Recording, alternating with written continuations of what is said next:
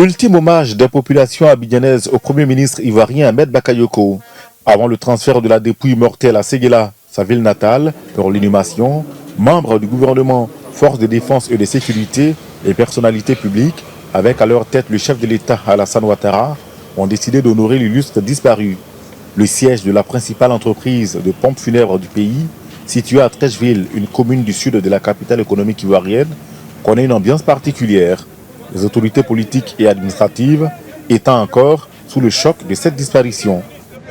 Une situation qui est difficile à vivre, mais on prie que le Seigneur accueille notre Premier ministre auprès de lui. Nous continuons tous de pleurer cet ami, de pleurer ce frère, de pleurer ce chef, de pleurer notre Premier ministre, donc celui qui était notre patron.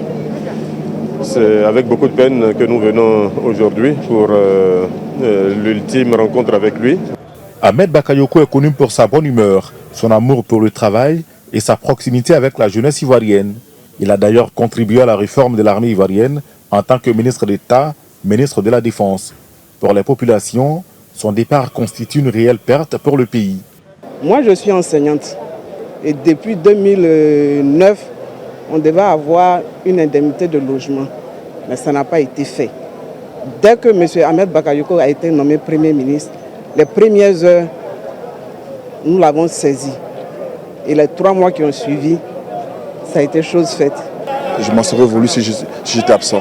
Dieu a fait que je sois là et que Dieu lui accorde le paradis, le repos, qu'il lui pardonne les choses qu'il a pu faire.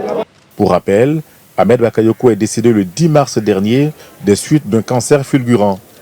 Il avait 56 ans.